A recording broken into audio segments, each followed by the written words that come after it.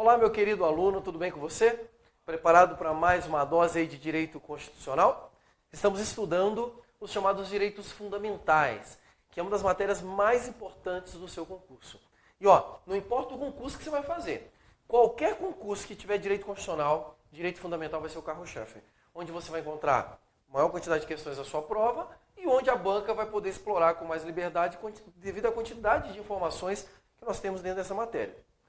Dando continuidade aos estudos de direitos fundamentais, onde nós estamos analisando ali o primeiro grupo, a primeira espécie, que são os direitos individuais, que é o artigo 5º da Constituição, nós vamos trabalhar nesta aula chamado direito à igualdade e o direito à liberdade.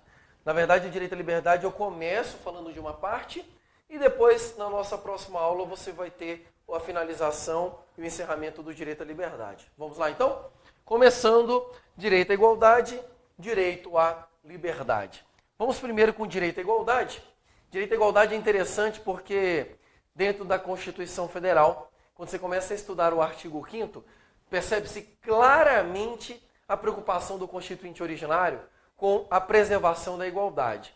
Você vê isso já pela própria leitura do artigo 5º no seu caput. Olha só o que diz. Todos são iguais perante a lei, sem distinção de qualquer natureza, garantindo-se aos brasileiros e estrangeiros residentes no país a inviolabilidade do direito à vida, liberdade, igualdade, segurança, à propriedade nos termos seguintes. Então, olha só. A Constituição vai trazer aqui igualdade aqui e ela vai trazer igualdade aqui. Isso só no começo do artigo 5º. Tamanha preocupação. E por que a Constituinte originária tinha preocupação com essa questão da igualdade? Porque nós estamos vindo de uma época, antes de 88, onde algumas classes dentro da sociedade brasileira eram privilegiadas. A ideia da igualdade é eliminar tratamento diferenciado entre as pessoas. Então, igualdade, na sua síntese melhor, é tratar todo mundo da mesma forma. É isso que significa igualdade. Existe uma palavra sinônima que você vai encontrar em prova e que pode ser utilizada aqui no lugar de igualdade, né? No lugar de igualdade, pode aparecer na sua prova a palavra isonomia. Isonomia, tá? Então, cuidado com essa palavrinha aqui. Apareceu igualdade e isonomia, está se referindo à mesma coisa. Trata todo mundo da mesma forma. E aí eu fui estudando essa matéria, estudando a Constituição, estudando o artigo 5º, e comecei a me deparar com umas situações que me deixaram um pouco confusos. Por quê? Ao mesmo tempo que a Constituição trabalha aqui com a igualdade, fala que todo mundo é igual perante a lei, depois reforça a igualdade, ela avança dentro da Constituição Federal e ela começa aqui falando da igualdade entre homens e mulheres. Entre homens e mulheres. E aí ele traz aqui. Inciso 1º, homens e mulheres são iguais em direitos e obrigações nos termos desta Constituição. Curioso isso, né? E aí você começa a estudar, começa a ver, de repente você se depara com a regrinha da licença maternidade. Quanto tempo que é a licença maternidade no Brasil? 120 dias. E a paternidade? Míseros 5 dias. Eu falei, se a Constituição falou que homem e mulher é igual em direito e obrigação, cadê a igualdade neste caso aqui? Será que está certo isso? Aí continuei estudando. Aí você vai para a questão da aposentadoria no Brasil. A mulher se aposenta 5 anos mais cedo que o homem. Olha que absurdo. E aí disseram que é porque a mulher trabalha mais, tá? Não sei o quê. E eu fiquei, cadê a igualdade? Mas aí eu continuei pesquisando. E aí você pega o serviço militar obrigatório. Serviço militar obrigatório é obrigado para quem esse troço? Obrigado para homem. E aí eu fiquei completamente encucado e me questionei. Será que realmente homens e mulheres são iguais? Será que realmente, segundo a Constituição, todo mundo é tratado da mesma forma? Foi quando eu descobri que o conceito de igualdade ele vai se desdobrar em duas possibilidades aqui interessantes. Nós temos a chamada igualdade formal e igualdade material.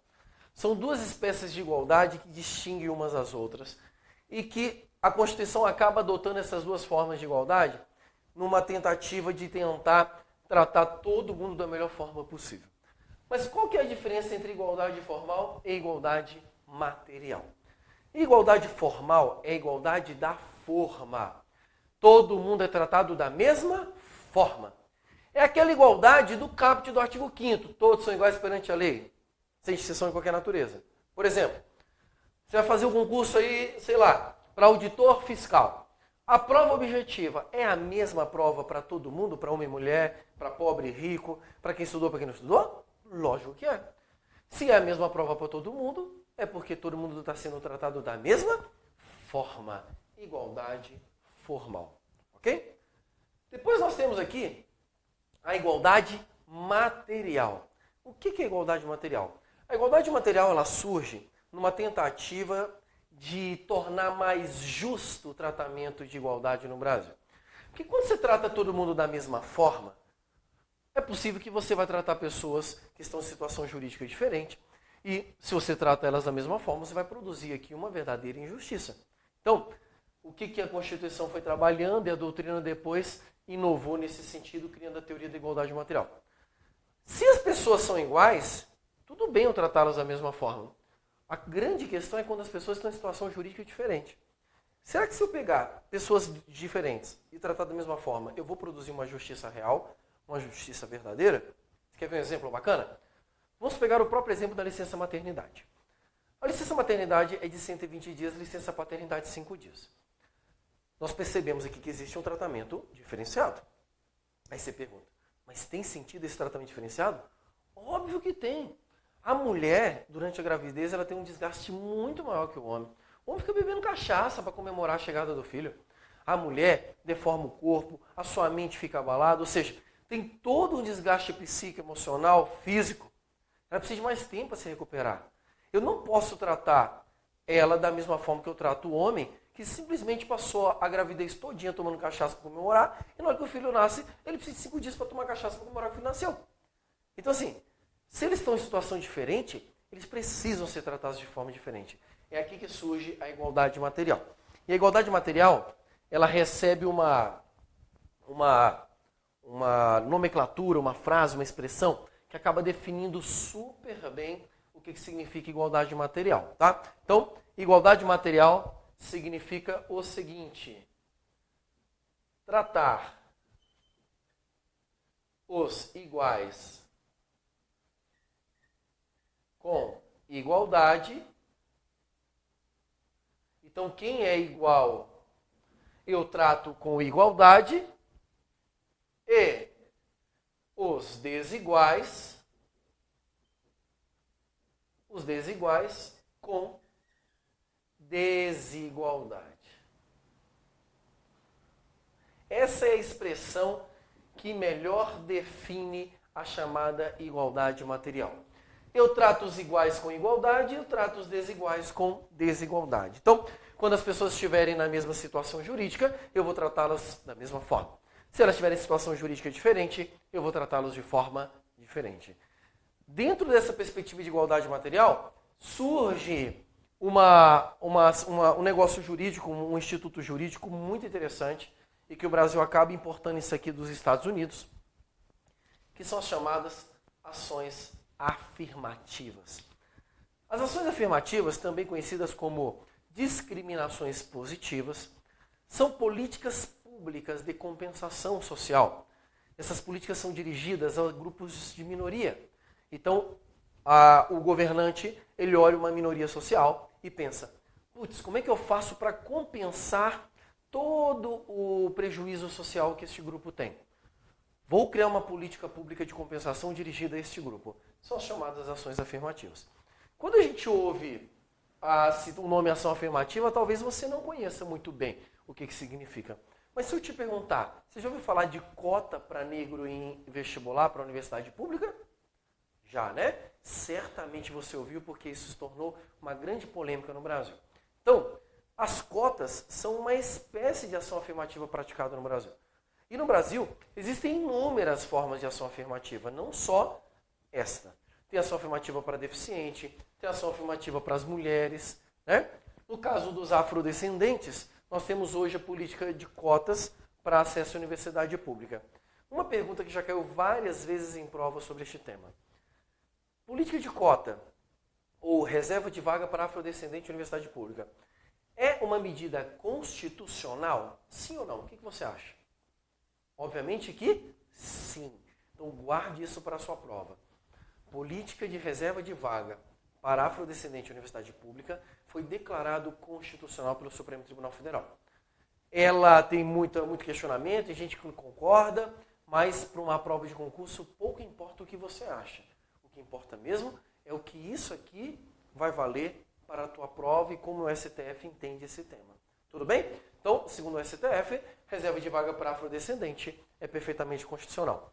Essa política de ação afirmativa ela se ampliou ao ponto de hoje no Brasil nós temos inclusive essa mesma reserva de vaga para concurso público. Então, concursos públicos da esfera federal, do Poder Executivo, no parte da administração pública como um todo, reserva de vaga para afrodescendente.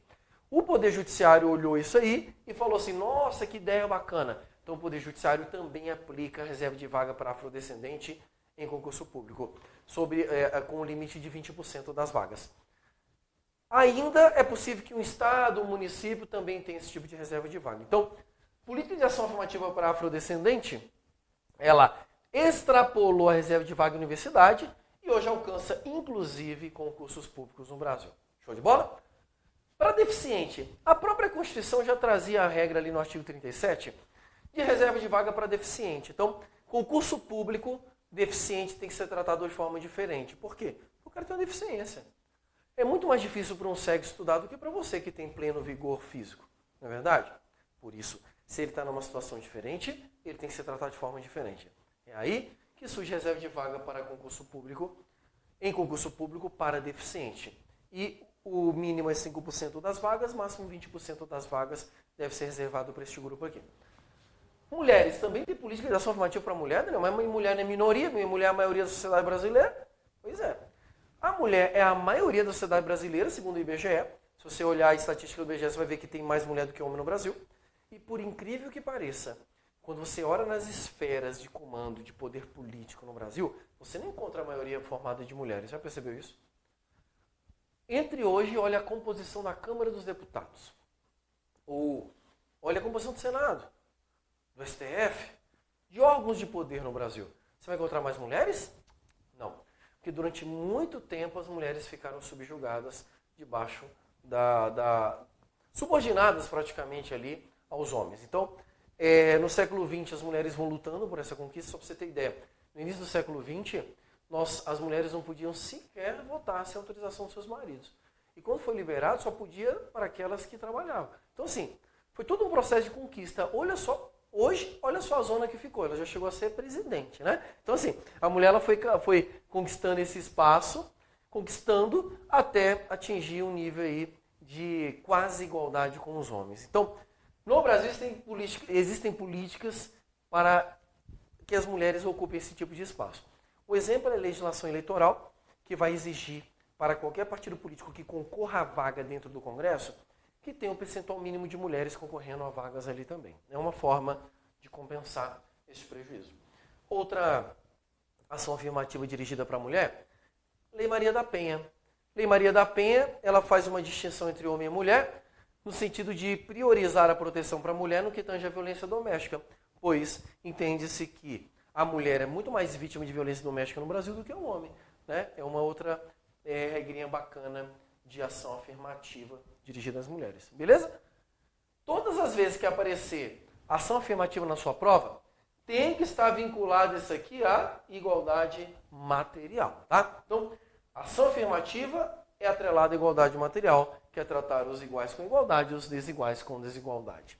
Tranquilo até aqui? Tema super importante que sempre aparece nas provas. Avançando então, vamos ver um outro tema que as bancas também gostam muito desse tema, e você tem que ter cuidado com ele, que é a relação que existe de igualdade dentro dos concursos públicos. Então, concurso público é um processo seletivo onde você faculta a qualquer pessoa a participar daquele certame para trabalhar para a administração pública, né? É uma exigência constitucional. Show de bola. Mas eu posso criar nessa entrada no cargo público? Será que seria possível criar algum critério distintivo? Será que eu posso tratar de forma diferente as pessoas na hora que eu realizo uma prova de concurso público?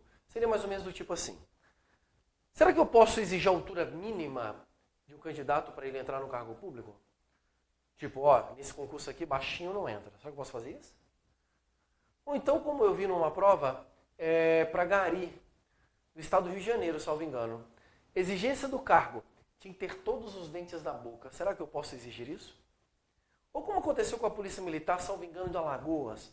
A Polícia Militar colocou como condição para exercício do cargo: não pode ter acne. Acne. Será que eu posso exigir isso para assumir um cargo público? Ou mesmo exigir idade, velho não pode entrar? Ou então criar um cargo só para homem, mulher não pode fazer? Será que eu posso fazer isso? Então, a grande pergunta, e essa pergunta cai direto em prova, eu posso ter critérios diferenciados para acesso ao cargo público? Então, resposta que você não pode esquecer nunca: sim. Eu posso ter critério diferenciado para acesso a cargo público, desde que eu preencha 2 requisitos que você não pode esquecer, porque é isso aqui que a sua banca vai te perguntar. Primeiro requisito: para eu criar um critério diferenciado de acesso ao cargo público, esse critério tem que ser fixado em lei. Então, primeiro requisito, ele tem que ser fixado em lei. Não basta ser fixado em edital. Então, eu já vi várias questões de prova dizendo assim: pode estabelecer critério diferenciado no edital e está tudo bem. Não, não está. Tem que estar previsto na lei do cargo. Por exemplo, o concurso de polícia exige geralmente prova física, médica, psicotécnica. Posso exigir? Posso. Mas tem que estar na lei do cargo essa previsão inicial, senão você não pode exigir. Ok? Outra coisa, quero exigir experiência num cargo público. Posso? Posso. Tem que estar na lei do cargo, senão não posso exigir experiência. Tudo bem? Segundo requisito que nós vamos encontrar: tem que ser necessário o exercício do cargo. Então, para qualquer distinção que eu crie, tem que haver necessidade para o cargo. Por exemplo, seria necessário para o cargo de Gari ter todos os dentes da boca? Óbvio que não. Só se for para carregar, né? Saco de lixo ali nos dentes. Pô, não é essa a intenção. Então, assim, posso criar essa condição? Ela é totalmente desproporcional. Ou então, eu preciso de altura mínima para ser um técnico do INSS, por exemplo? Será que eu preciso de altura mínima? Óbvio que não. Qualquer baixinho pode ir lá ser técnico do INSS. Se for mais baixinho ainda, sobe em cima dos processos e atende o público lá com tranquilidade. Agora, se você vai ser um policial militar, é possível exigir a altura mínima para ser um policial militar? Óbvio que sim. Porque para ser policial militar é necessário ter vigor físico. Né? Imagina um baixinho lá como policial militar. Parado, vagabundo, mão na cabeça. Vai ficar horrível, vai ficar ridículo. Então, pode-se exigir a altura mínima. A mesma coisa a idade para ser policial militar. Não que as pessoas mais velhas não tenham vigor físico, mas elas têm menos vigor físico do que as pessoas mais novas. Né? Por exemplo, eu tenho muito mais vigor físico do que o professor Marcelo Adriano, que é bem mais velho que eu. Acho que ele está com uns 20 anos mais velho que eu. Né? Então, é natural que ele não consiga correr o quanto eu corro. O professor Marcelo Adriano não consegue fazer barra do jeito que eu faço. Se ele precisasse pular um muro, ele não conseguiria, porque ele tem hérnia de disco, né? Ele anda todo mancando, parece um velho. Então, assim, a grande questão é: eu posso restringir? Posso. Desde que seja fixado em lei, desde que seja necessário o exercício do cargo. Guarde isso, porque isso aqui despenca em prova. Fique atento a um tema que está em discussão hoje, ele foi para o Supremo Tribunal Federal, né? Provavelmente em algum momento aí, depois que você estiver assistindo essa aula, esse tema vai ter um desdobramento, vai ter uma decisão no STF que é em relação às tatuagens. Tá? Então, muito cuidado com este tema. A gente não tem um posicionamento ainda consolidado do STF diante da última demanda que foi feita. Mas, até hoje, quando a gente está gravando essa aula para você aqui, o posicionamento do STF em relação às tatuagens seria o seguinte: posso restringir acesso ao cargo por razão da tatuagem? Primeiro, se for cargos de segurança pública, tipo polícia militar, geralmente cargos militares eles restringem. Existe a possibilidade de restringir se ela tiver em parte muito visível do corpo, né, com uniforme, e se ela for ofensiva aos princípios constitucionais do Estado. Então, imagine um policial que faça o concurso e ele tem uma folha da maconha gigantesca aqui. Ué, se o cara é policial e vai combater o uso de drogas, ele não pode ter uma folha de maconha desenhada no corpo. Entenderam aqui? Então aí seria possível restringir o acesso. Mas a discussão que hoje encontra-se no STF é um pouco mais ampla. Porque eles querem vedar o acesso de qualquer cargo público as pessoas que tenham tatuagem. Então, vamos ver qual que é o desdobramento disso aí. Acredito piamente que isso não deva passar, porque a tendência dos tribunais é flexibilizar e não discriminar em razão de tatuagem. Então, vamos aguardar as cenas dos próximos capítulos. Obviamente que quando sair, eu atualizo essa informação para você. Show de bola? Beleza até aqui? Então, com essa informação, a gente mata esse tema aqui da igualdade dos concursos e vamos dar uma olhada num teminha aqui que está um teminha da moda, tema super cobrado hoje, já caiu em prova, está sendo discutido na sociedade, que é exatamente o tratamento igualitário com as pessoas que são homossexuais, principalmente em relação àquelas pessoas que acabam assumindo a sua união estável homoafetiva. Então, união estável homoafetiva, ela deve ser tratada como uma união estável normal, ou seja, é possível dar o mesmo tratamento para os casais do mesmo sexo e os casais que são de sexo diferente? Sim. Então, nós estamos hoje pacificados dentro do direito brasileiro, dentro da jurisprudência. A união estável homoafetiva, ela é perfeitamente aceita com base em decisão do Supremo Tribunal Federal. E o STF, quando decidiu isso, decidiu amparado no artigo 3º, inciso 4º, que é o artigo que traz os objetivos da República Federativa do Brasil. E o inciso 4º diz que é o objetivo da República Federativa do Brasil promover o bem de todos sem preconceito de origem, raça, sexo, cor, idade e quaisquer outras formas de discriminação. Então, com base nessa necessidade de tratar todo mundo da mesma forma e promover essa igualdade entre as pessoas, o STF decidiu que a união estável ela é admitida no direito brasileiro. Cuidado! O STF não apreciou o casamento homoafetivo ainda. Tá? Ele apreciou apenas a união estável. Mas o Conselho Nacional de Justiça já deu parecer determinando aos cartórios de todo o Brasil que não neguem a realização de casamento de casais homoafetivos. Então, qual que é a realidade no Brasil hoje? Casal homoafetivo é tratado da mesma forma que um casal heterossexual. Segundo, é permitida a união estável segundo o STF. Terceiro, é permitido o casamento segundo o Conselho Nacional de Justiça. Ok? Então hoje, estes são os direitos de equiparação. Sem contar os direitos previdenciários, trabalhistas, que a Justiça já tem dado em favor do parceiro ou do companheiro homossexual ali. Tá? Tema super relevante também, que demonstra uma evolução de mentalidade no direito brasileiro, acompanhando a própria evolução da sociedade. Como você sabe, os direitos fundamentais eles são históricos, eles evoluem com o passar do tempo. E o que nós temos hoje é reflexo dessa evolução. Às vezes as pessoas vão inflamadas para a rua. Nossa, que absurdo, não sei o quê.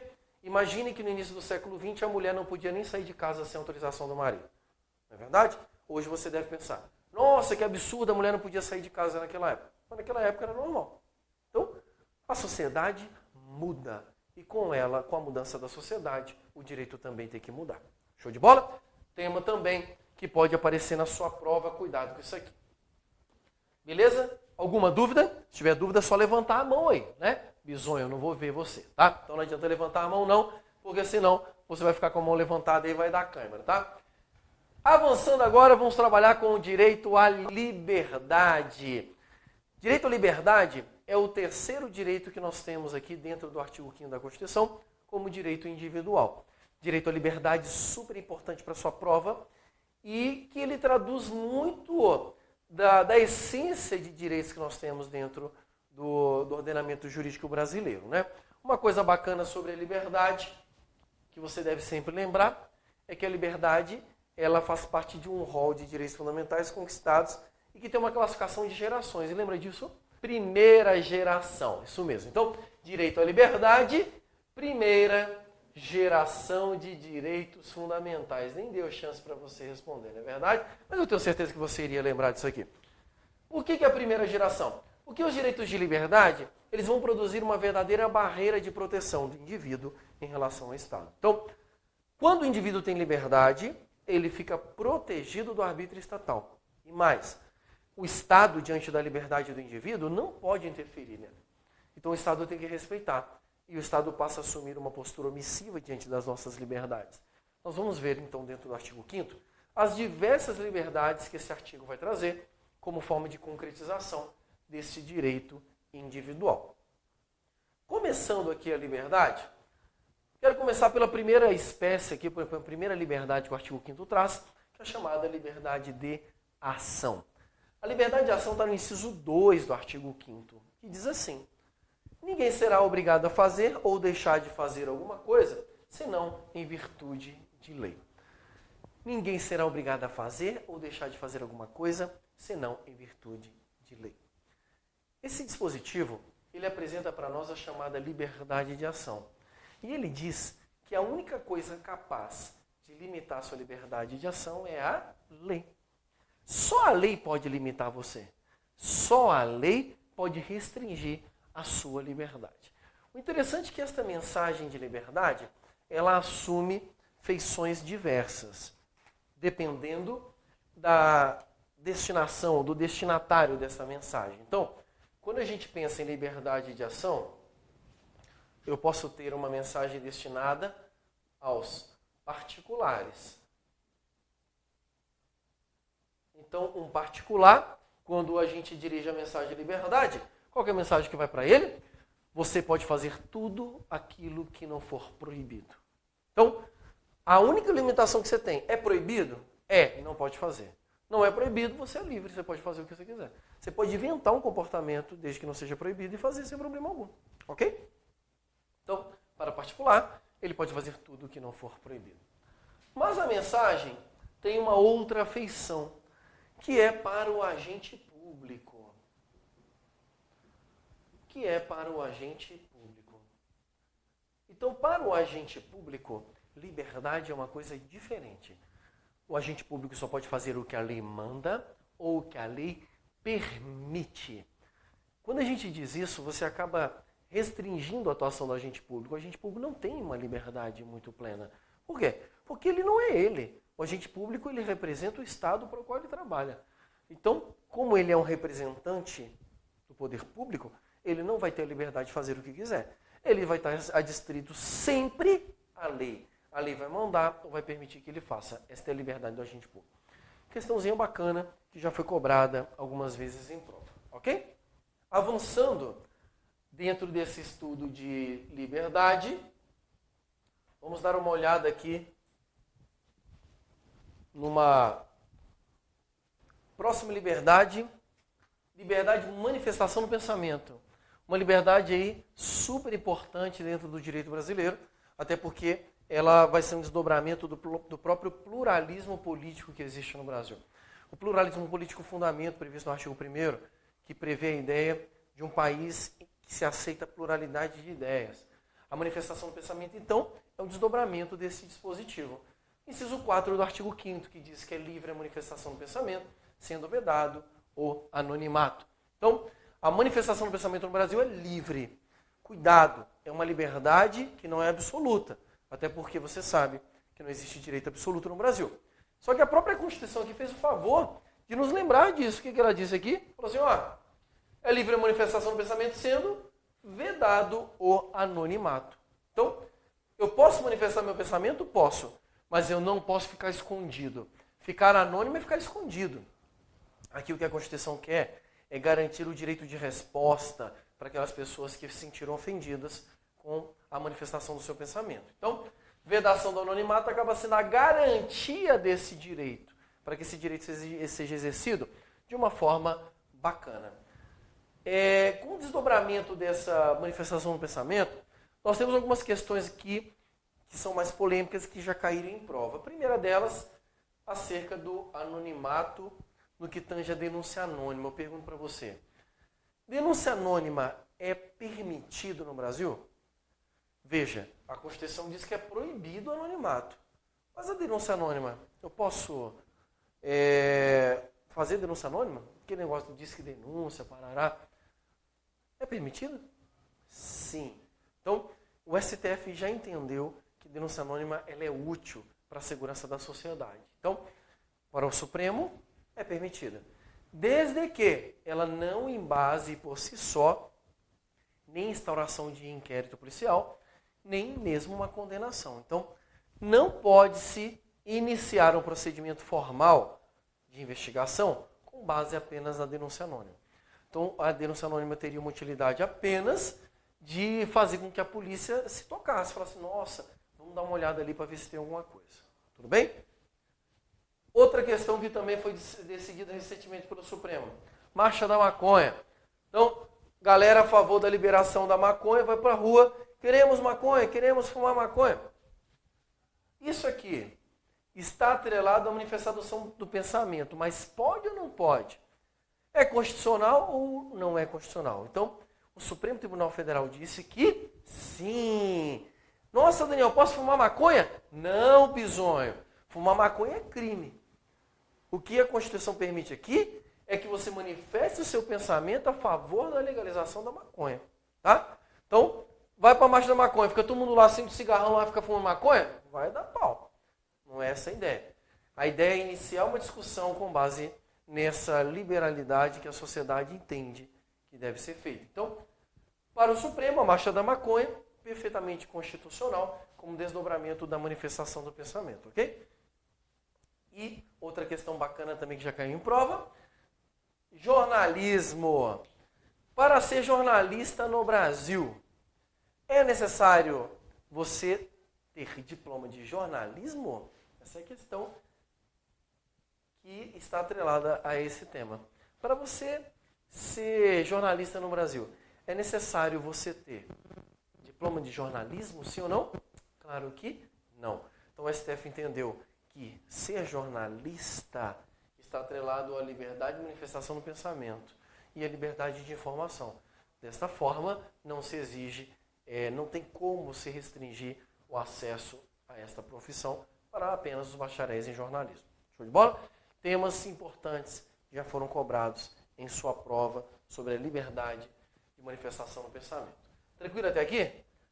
Avançando então na liberdade, temos mais uma liberdade super importante.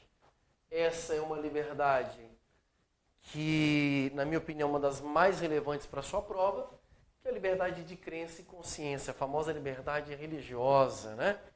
Que ela é bem polêmica porque ela envolve interesses de várias classes da sociedade. A Constituição Federal se preocupou com este tema dentro do artigo 5º da Constituição.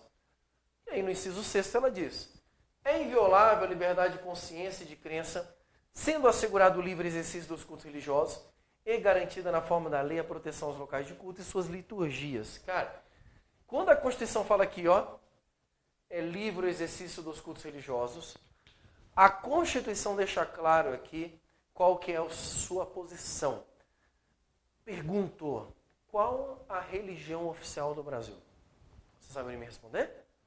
Estou ouvindo aqui, católico, outros falando protestantes, ou estou falando do islamismo? Não, filho, islamismo não. Então, olha só, o Brasil não tem religião oficial, porque o Brasil, ele é um Estado laico. Dizer que o Brasil é um Estado laico significa dizer que ele é um país que não tem religião oficial, em que o Estado político é separado do Estado religioso. Dizer que o Brasil é um Estado laico significa dizer que o Brasil não possui religião oficial, porque ele tolera todas as liberdades religiosas. Inclusive, ele tolera todas as religiões e os cultos dessas religiões. Então, você pode ser católico, você pode ter uma religião afro, você pode ser islã, você pode ser ateu, que a liberdade de acreditar, a liberdade de não acreditar, também está amparado aqui pela Constituição. Tanto que o Brasil não pode se envolver politicamente com essa questão religiosa, que o artigo 19 traz essa vedação expressa. É vedado a União, Estado, DF e município estabelecer culto religioso à igreja, subvencioná-los, embaraçar-lhes o funcionamento, ou manter com eles ou seus representantes relações de independência ou aliança, ressalvada na forma da lei a colaboração de interesse público. Então, aqui a Constituição deixa claro o seu posicionamento de que não deve haver mistura do Estado religioso com o Estado político. Tudo bem aqui? Só que a Constituição continua trazendo outras regras acerca dessa liberdade religiosa. Então, dentro do artigo 5º ainda, ele vai trazer aqui o inciso 7, que prevê que é assegurado nos termos da lei a prestação de assistência religiosa nas entidades civis e militares de internação coletiva. Então, a Constituição Federal assegura a assistência religiosa em entidades de internação coletiva, como, por exemplo, hospitais, manicômios, presídios, todas as entidades de internação coletiva que devem ter assegurado aí esta liberdade religiosa. Então é muito comum você chegar, por exemplo, num presídio e você vê lá uma cela ou um espaço lá reservado para manifestação religiosa, como concretização desse dispositivo. E o inciso mais cobrado em prova, que é o inciso 8. Inciso 8 é o inciso que fala da chamada escusa de consciência. Guarde isso aqui, porque este nome já caiu em prova. Escusa de consciência. Então já colocaram em prova esse inciso e perguntaram qual que é o nome dele, escusa de consciência. Ninguém será privado de direitos por motivo de crença religiosa ou convicção filosófica ou política, salvo se as invocar para eximir-se de obrigação legal a todos imposta e recusar-se a cumprir prestação alternativa fixada em lei. Escusa de consciência.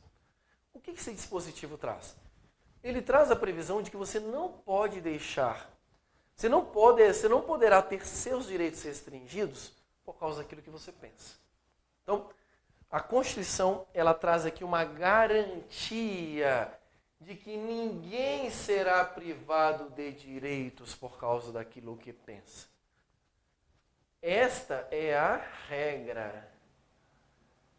Ninguém será privado de direitos por causa daquilo que pensa. Então você pode acreditar no que você quiser, que os seus direitos não serão restringidos. Salvo, e aqui é onde você tem que ter o máximo de cuidado na tua prova, salvo se as invocar para eximir-se de obrigação legal a todos imposta e recusar-se a cumprir prestação alternativa fixada em lei. Então, imaginemos aí um militar do serviço militar obrigatório. O cara faz 18 anos e é obrigado a servir as Forças Armadas. Só que a consciência dele, ele é pacifista. Ele acha que não deve servir as Forças Armadas, que as Forças Armadas se preparam para a guerra. Ele pode deixar de ir lá? Ele até pode, porque ninguém será privado de direitos por motivo de crença. Mas, por se tratar de uma obrigação a todos imposta, ele vai ter que cumprir uma prestação alternativa fixada em lei. Então, toda vez que se tratar de uma obrigação imposta a todos, você não quiser cumprir, te oferecerem a alternativa e você não cumprir nenhuma das duas, aí nós teremos um problema. Nós teremos um problema porque aí poderá haver restrição de direitos. Lembre-se que o não cumprimento dos dois é exceção à regra, ninguém será privado de direitos. Tá. Neste caso, se o cara não cumprir os dois, qual que é o direito que será restringido? Serão restringidos os direitos políticos. Se te perguntarem em prova que tipo de restrição, posicionamento atual adotado por todas as bancas é o posicionamento do professor José Afonso da Silva, que diz que é a hipótese de perda dos direitos políticos. Tudo bem? Tema aí super bacana e que pode ser trabalhado em sua prova. Show de bola? Aqui a gente fecha então essa primeira parte das liberdades. Na nossa próxima aula continuamos aí com novas liberdades. Um beijo no coração e até lá.